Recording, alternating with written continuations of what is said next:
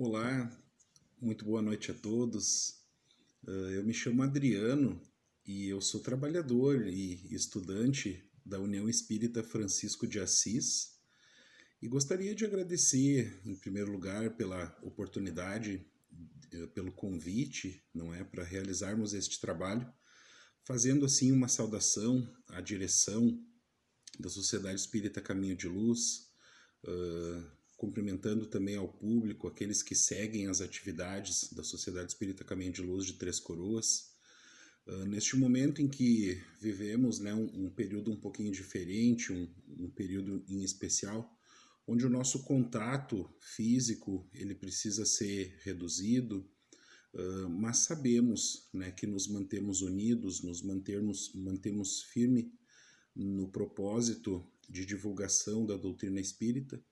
E a Casa Espírita Caminho de Luz desenvolve este trabalho pelas redes sociais. A nossa casa em Canela também segue as suas atividades de forma online. E nós ainda estamos nos adaptando a esta realidade, nos adaptando a este novo jeito, né, de divulgar a mensagem espírita, buscando, acima de qualquer coisa, manter a fidelidade aos princípios doutrinários, não fazendo de nenhuma atividade uma simples menção à sua própria vida, e sim mantermos, né, o foco na doutrina espírita, na sua pureza, na sua essência, e eu acho que é isso o importante. Mesmo que afastados fisicamente, com certeza conseguimos manter este princípio, conseguimos manter esta força, né, que a doutrina espírita nos oferece através dos ensinos do nosso Mestre Jesus. E então, como tema para uma discussão, para uma análise, para um estudo mesmo, escolhemos o assunto verdadeira pureza, mãos não lavadas. E este assunto, ele está lá no capítulo 8 do nosso Evangelho, do Evangelho segundo o Espiritismo, no capítulo que chama Bem-aventurados aqueles que têm puro o coração. Então, neste capítulo, Kardec, a espiritualidade, nos traz da necessidade da pureza do coração, e o assunto, então, é a verdadeira pureza, mãos não lavadas.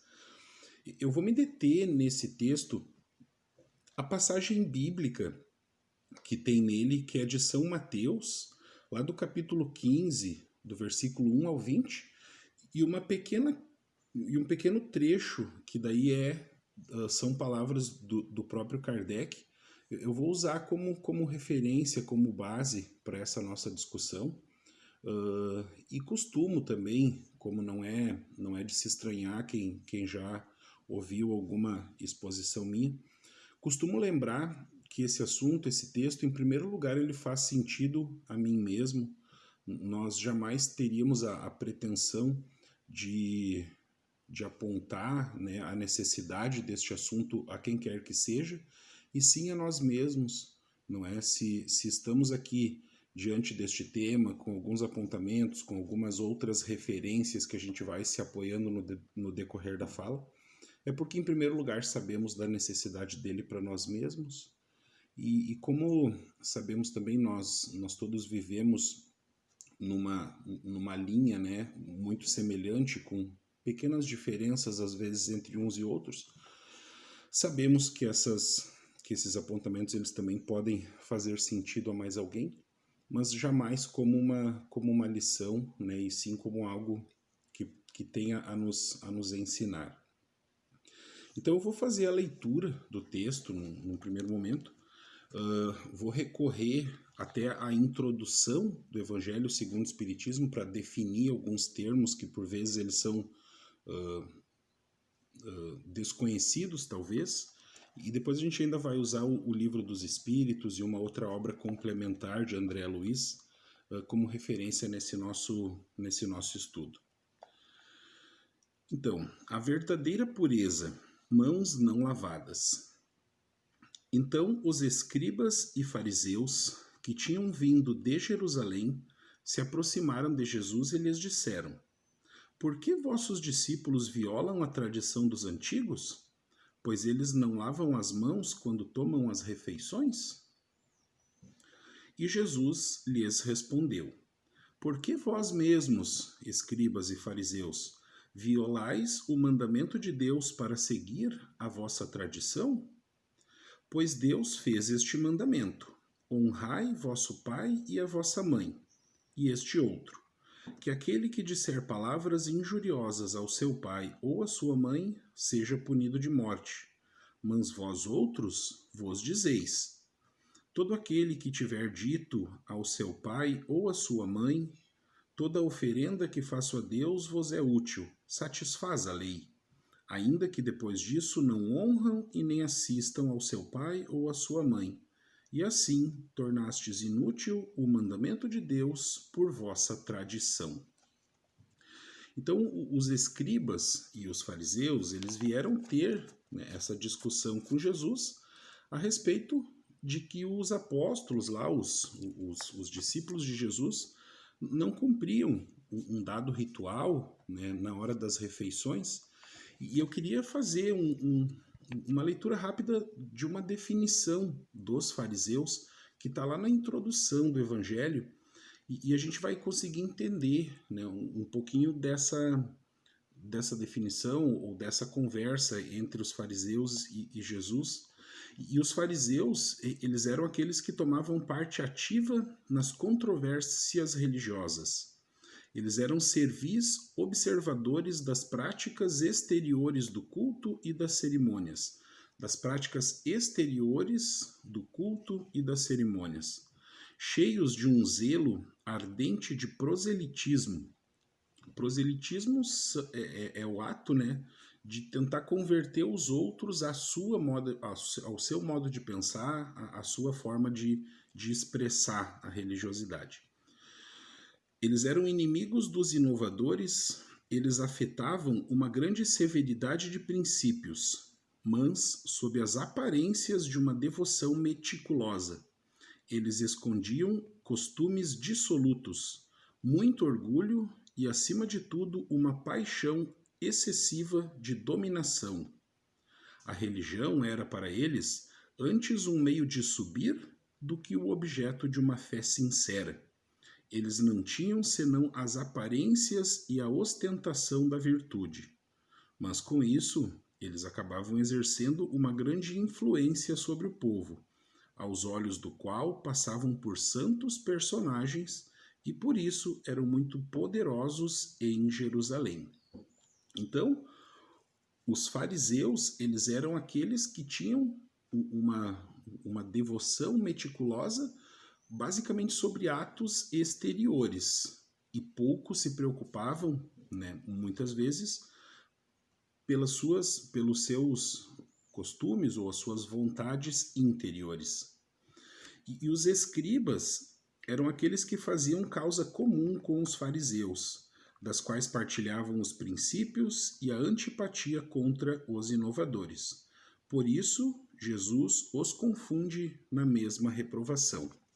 Então, o termo escribas e fariseus, ele tem uma certa semelhança dentro dos costumes, né, deles à época de Jesus. E aí o texto bíblico segue dizendo o seguinte: hipócritas, Jesus segue dizendo daí o seguinte no texto: hipócritas, Isaías bem profetizou de vós quando disse: este povo me honra com os lábios, mas o seu coração está longe de mim. E é em vão que me honram ensinando máximas e ordenações humanas. Depois, tendo chamado o povo, ele lhe disse: escutai e compreendei bem isso. Não é o que entra na boca que enlameia o homem, mas o que sai da boca do homem. Aqui, Jesus já começa a levar o pensamento do povo, daqueles que o escutavam naquele momento, de que não valia de nada ou que o menos importante eram os atos exteriores, e sim as questões que nós temos no nosso interior. Aí Jesus segue dizendo: o que sai da boca parte do coração, e é o que torna o homem impuro, porque é do coração que partem os maus pensamentos, os homicídios, os adultérios, as fornicações, os furtos, os falsos testemunhos, as blasfêmias e as maledicências. Estão aí as coisas que tornam o homem impuro, mas comer sem ter lavado as mãos não é o que torna o homem impuro. E então os seus discípulos se aproximaram de Jesus e lhe disseram: Sabeis que os fariseus, tendo ouvido o que acabais de dizer, disso se escandalizaram? E Jesus, respondeu: Toda planta que meu Pai Celestial não plantou será arrancada. Deixai-os, são cegos que conduzem cegos, e se um cego conduz o outro, ambos caem no fosso. Então, todo esse trecho inicial de leitura aqui é o trecho que está lá em São Mateus, capítulo 15, versículo de 1 a 20. E sobre esse texto, o Allan Kardec, esse e um outro pequeno que eu não vou ler, que é de São Lucas, Kardec se apoia para fazer alguns comentários, aos quais eu também vou fazer a leitura, porque eles são muito oportunos dentro do nosso pensamento. Os judeus haviam negligenciado os verdadeiros mandamentos de Deus para se apegarem às práticas dos regulamentos estabelecidos pelos homens, e dos quais os observadores rígidos faziam casos de consciência. O fundo, às vezes muito simples, acabara por desaparecer sob a complicação da forma. Como era mais fácil observar os atos exteriores do que se reformar moralmente, lavar as mãos do que limpar o seu próprio coração, os homens se iludiram e se acreditaram quites para com Deus, porque se conformavam com essas práticas, permanecendo como eram, porque se lhes ensinava que Deus não podia mais do que isso. Por isso o profeta disse: É em vão que este povo me honra com os lábios, ensinando máximas e ordenações humanas. Então aqui ainda dentro desse pequeno trecho eu destaco de que lavar as mãos era mais fácil do que limpar o próprio coração. E é aqui que se encontra, no nosso entendimento, a essência deste trecho que a gente está lendo. É muito mais fácil, segundo algumas interpretações, eu cumprir este ou aquele ritual exterior, eu trazer determinada oferta, eu fazer um determinado movimento ou eu repetir certas palavras. Isso é muito mais fácil, é muito mais simples do que fazer aquele trabalho realmente difícil, mas realmente importante e necessário de mudarmos os nossos sentimentos, de mudarmos os nossos pensamentos. Jesus usa o termo, durante o trecho aqui, coração, porque é do coração que partem os maus pensamentos. Ele usa o termo coração no sentido de sentimento, no sentido de essência, porque este texto, ele nos pede nada mais do que isso, um compromisso com aquilo que é essencial, um compromisso com aquilo que é verdadeiro, com aquilo que realmente nos torna pessoas melhores, seres humanos melhores. Existe um outro texto no Evangelho que diz que, por vezes, ficar falando Senhor, Senhor, ou os que dizem Senhor, Senhor não serão todos salvos. E isso é uma alusão clara de que não adianta a gente simplesmente verbalizar ou a gente simplesmente usar determinados procedimentos, porque isso não é o que basta para nos tornar melhores, ou seja, não é isso o que basta para nos salvar. Então, o que esse texto nos pede é essência, é verdade, é compromisso com aquilo que realmente é importante, ou seja, o nosso sentimento, o nosso pensamento, o nosso íntimo, o nosso interior. E aí nesse ponto, dentro desse nosso pensamento, eu gostaria de me apoiar numa questão que ela é do Livro dos Espíritos. O Livro dos Espíritos é a primeira obra, né, trazida à humanidade pelo trabalho de Allan Kardec junto com os Espíritos. E esse livro ele é um livro de perguntas e respostas, né, onde Kardec fazia os questionamentos e a espiritualidade respondia através da mediunidade dos companheiros de Kardec. E no capítulo no terceiro livro, no capítulo 12, esse capítulo ele chama da perfeição moral, ou perfeição moral, que tem tudo a ver com o capítulo Bem-aventurados que tem puro o coração, porque a perfeição moral não é nada mais nada menos do que, né, a pureza de coração, o fazer ao outro aquilo que tu gostaria que fosse feito a ti mesmo. Então, nesse capítulo, a primeira questão, a questão 900 não a primeira pergunta do capítulo Perfeição Moral. No subtítulo Conhecimento de Si Mesmo, a questão 919, o Allan Kardec pergunta: qual o meio prático e mais eficaz para se apoiar nesta vida, se melhorar, nesta vida e resistir aos arrastamentos do mal? Então, se eu quero ter um coração puro, se eu quero me aperfeiçoar moralmente, como eu faço para resistir aos arrastamentos do mal? Ao que os espíritos responderam: um sábio da antiguidade já vos disse, conhece-te a ti mesmo.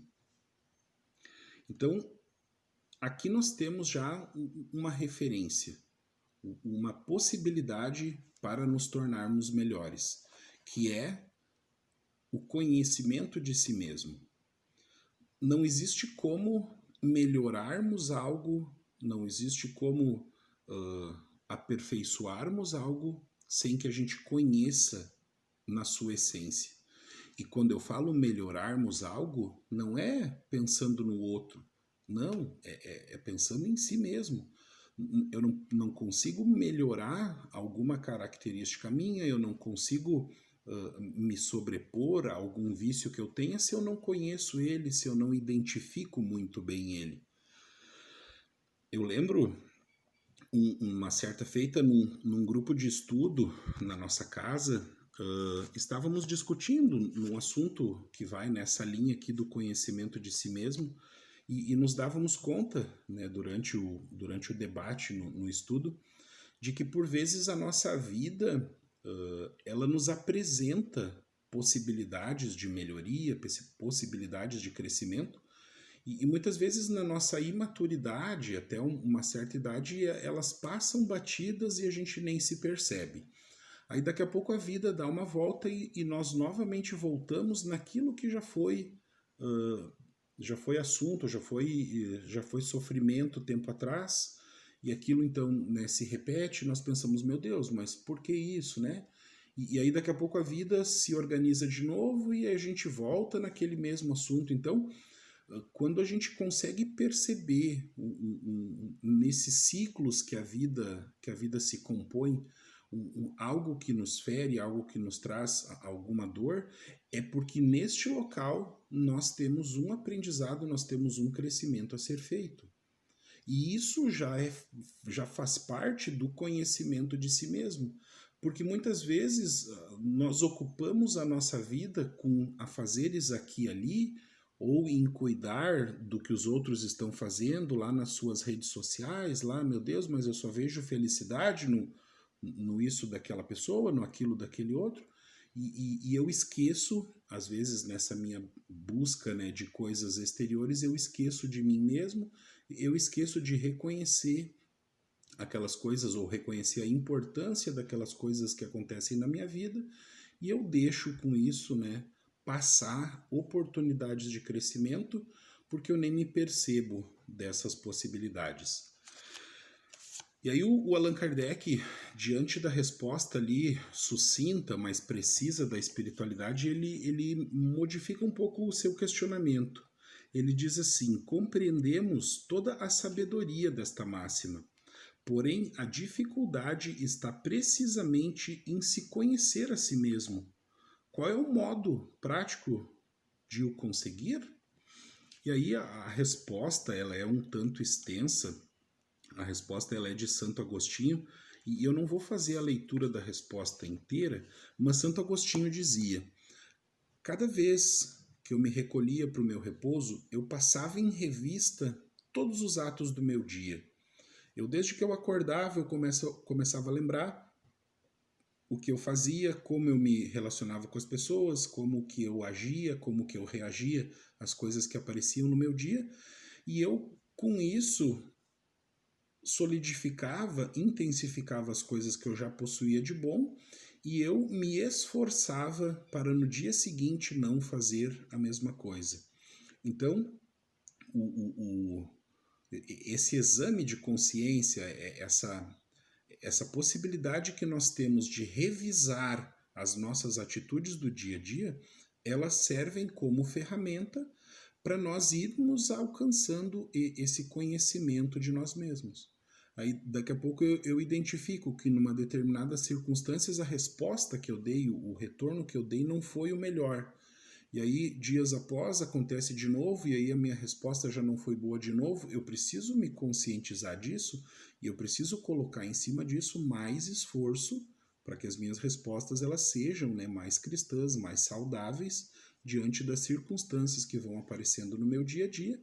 E isso eu só consigo fazer quando eu paro, quando eu analiso, né, de forma fria, de forma muito isenta, não é, as atitudes do meu dia a dia. Então essa é a referência que nós fazemos ao Livro dos Espíritos. O conhece-te a ti mesmo e também essa possibilidade, essa ferramenta que esse mentor usava do exame do seu dia. Diariamente ele fazia isso de buscar, né, na sua consciência aquilo que fez de bom e aquilo que ainda precisava ser melhorado.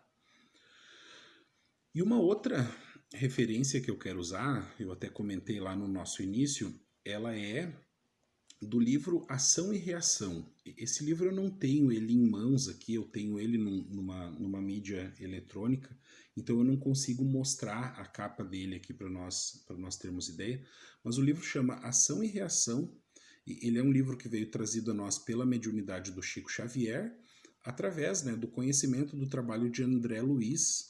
E nesse trabalho que o André Luiz estava desenvolvendo, né, junto com aquele que era o responsável pela tarefa, estava o André Luiz, mais um aprendiz, e o responsável, né, pela tarefa, que era o Silas.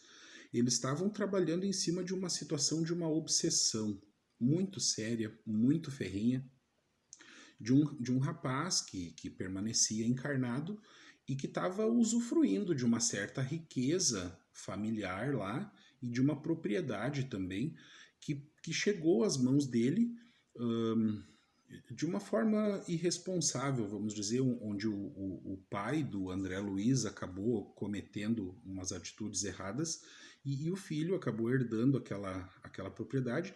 E esses espíritos que se sentiram prejudicados pela atitude do pai passaram a obsediar o rapaz.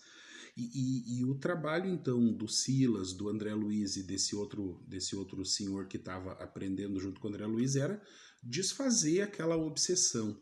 E naquele processo, naquele trabalho ali, houve uma conversa muito importante que eu queria trazer ela também para a nossa reflexão, onde o espírito obsessor, né, Silas perguntou como é que tu faz para conseguir chegar, né, nesse grau assim de obsessão, de conhecimento daquele espírito que tu te propõe a obsediar. E aí o obsessor ele responde o seguinte: sim, aprendemos nas escolas de vingadores que todos possuímos, além dos desejos imediatistas comuns, em qualquer fase da vida, um desejo central, ou o que ele também chama de tema básico, dos interesses mais íntimos.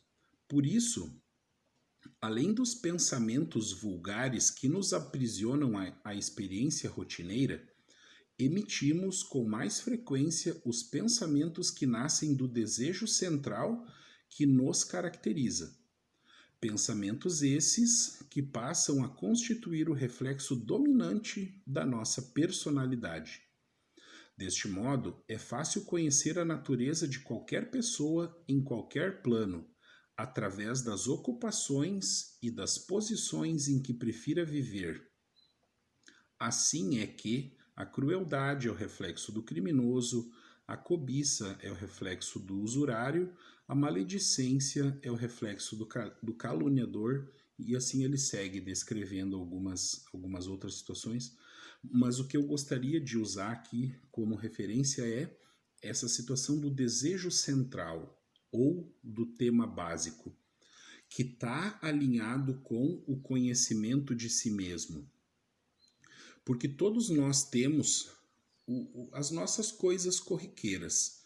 Eu preciso atender aos meus compromissos do trabalho, eu preciso atender ali a uma questão financeira que eu me propunha, eu preciso atender às necessidades da minha família no que diz respeito à moradia, alimentação e tudo, mas todos nós, apesar de seja qual for a circunstância, alimentamos, nós temos um desejo central, nós temos um móvel para a nossa vida. E quando este objetivo, quando este móvel, quando essa essência que ela é latente dentro de nós, ela está desalinhada com a vontade do Pai, que é o nosso crescimento, o nosso melhoramento íntimo, por vezes nós tomamos atitudes que nos causam dor, que nos causam sofrimento.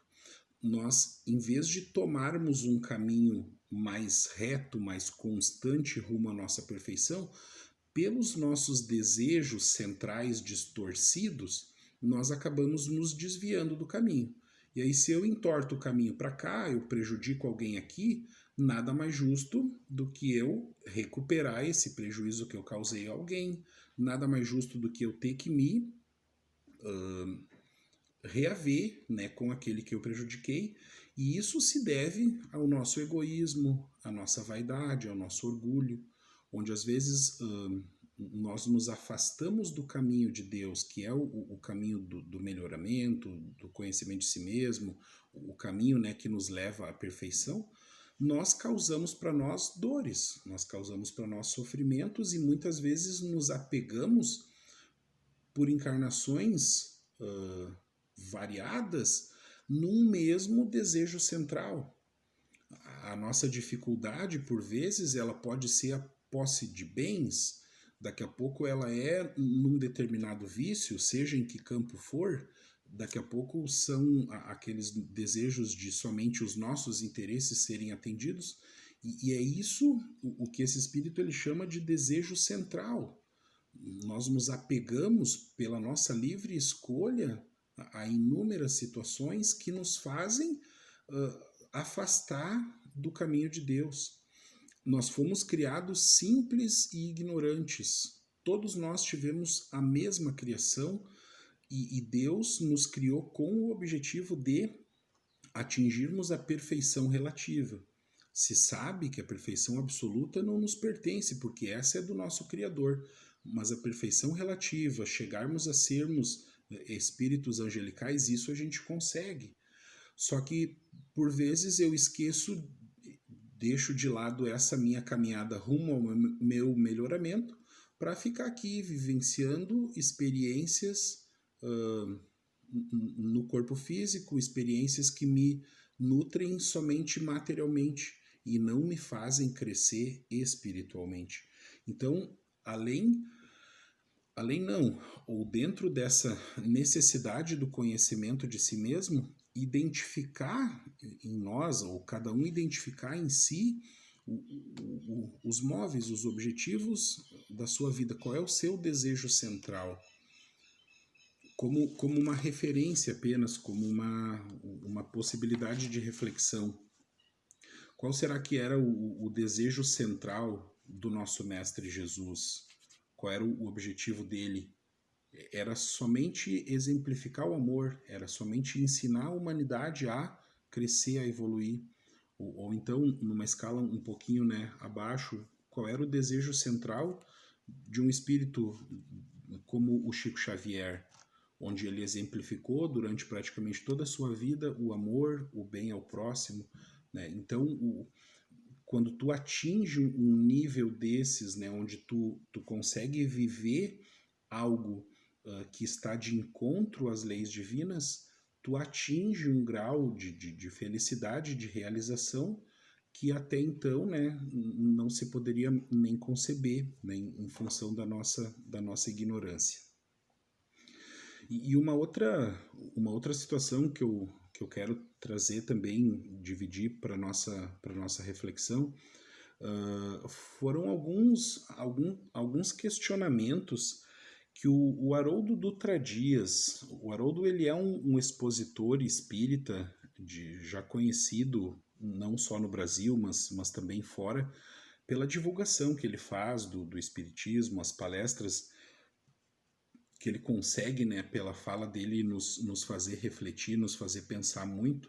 E o Haroldo Dutra Dias, ele teve, por 2 ocasiões aqui em Gramado, nos congressos espíritas do Rio Grande do Sul, e no 8º Congresso Espírita do Rio Grande do Sul, aqui na cidade de Gramado, durante a fala dele, ele fez alguns questionamentos que depois eu acabei buscando, né, nos vídeos lá, esses questionamentos, porque eles são muito oportunos e eu quero dividir eles também com a gente agora para refletirmos um pouco. Ele, na fala dele, ele questionava, né, em que nível eu de fato lido com a verdade. Como que eu lido com as verdades sobre mim, não sobre os outros, não sobre as coisas, não, sobre mim mesmo, quem eu sou, quais são os objetivos da minha vida, o que me trouxe até aqui e para onde eu quero ir, como eu lido com isso, como eu lido com a verdade sobre mim mesmo. Qual é de fato o tempo que eu dedico para os meus sentimentos? Eu comentava antes ali no início, por vezes nós dedicamos horas do nosso dia, do nosso tempo, às redes sociais em busca de coisas engraçadas, em busca de coisas que o meu vizinho fez, de que o meu conhecido lá fez, e deixamos nesse processo escapar um tempo precioso que poderíamos investir em nós mesmos, analisando os nossos próprios sentimentos, saindo um pouco dessa correria mundana e voltando para dentro de nós mesmos. Então, qual é de fato o tempo que eu dedico para os meus sentimentos? Qual é a média dos meus pensamentos? Qual é a média dos meus pensamentos? Eu penso mais em coisas boas, em coisas que me fazem crescer, ou eu penso mais em coisas que me mantêm preso ao corpo físico, às sensações que o meu corpo físico me ofereça? Qual é a média dos meus pensamentos? Eu me enxergo verdadeiramente como um espírito imortal? Será que eu consigo me reconhecer como este ser criado por Deus que tem como objetivo a perfeição? Ou será que eu vou fazendo as minhas escolhas baseado em situações que me mantêm preso à materialidade? Né? Será que eu me enxergo verdadeiramente como um espírito imortal? Qual é, de fato, o nível de aproveitamento dos conhecimentos da doutrina espírita e do evangelho na minha vida prática? Será que eu consigo transformar ou melhorar as minhas atitudes no dia a dia lá fora, onde é importante, baseado no conhecimento que eu tenho do evangelho ou dos conhecimentos da doutrina espírita? Estes conhecimentos, eles me tornam um cidadão melhor, me tornam um profissional melhor, me tornam um pai de família, uma mãe, um filho melhor? Ou será que são conhecimentos que ainda estão só fazendo parte de um conhecimento, mas que não modificam as minhas atitudes? Como está isso? Qual é o meu compromisso com o meu melhoramento, utilizando, né, como amparo, como base, a doutrina espírita? Então, essas reflexões, elas são importantes, elas são fundamentais para o nosso crescimento, para a nossa libertação, vamos dizer. Aí ele concluía naquela ocasião lá: este conhecimento é libertador, mas não se liberta quem não se reconhece preso. É preciso identificar as nossas algemas e as nossas amarras. Quais são as minhas amarras? Quais são as minhas algemas? O que me mantém preso? O que rouba o meu tempo? O que é que tira, né, por vezes, a minha felicidade? Então, é necessário analisar isso. Onde eu dedico o meu tempo, onde é que eu coloco a minha vontade, ali é que eu estou, de alguma forma, preso. São esses objetivos que eu acabo alimentando na minha vida. E aí tem um outro pensamento aqui que eu só quero deixar ele no ar também, a título de conclusão já, que diz: livre não é quem faz o que quer, e sim quem vive dentro das leis. Então, livre não é quem sai por aí fazendo o que quer e dizendo: não, eu sou livre, eu posso fazer o que eu quero. Não. Livre é quem vive dentro das leis. E que leis são essas? Né? Se não for exclusivamente as leis de Deus, a lei de justiça, de amor e caridade, as leis naturais que o nosso livro dos Espíritos nos traz. Então, meus amigos, a nossa reflexão, ela é nesse caminho, é um convite para que consigamos nos conscientizar e dar a devida importância, dar ao devido valor aquilo que nos faz crescer como espírito e não aquilo que nos mantém preso aqui à materialidade, às coisas da terra. De pouco nos ajuda os atos exteriores se eu não modifico o meu próprio coração. Então é aqui que fica, né, o nosso convite à reflexão. Eu sempre costumo tratar ou trazer junto as referências, né, das nossas falas, as nossas leituras, para que cada um possa também, depois na sua casa, no seu dia a dia, ir lá no livro, buscar informação, tirar a sua própria conclusão em cima do que foi lido. Então fica, né, o convite, e de novo agradeço a direção da casa pelo convite, pela possibilidade de deixarmos, né, este pensamento no ar, agradecendo ao nosso Mestre Jesus pela possibilidade da reflexão, do estudo. Obrigado a todos pela paciência e até breve.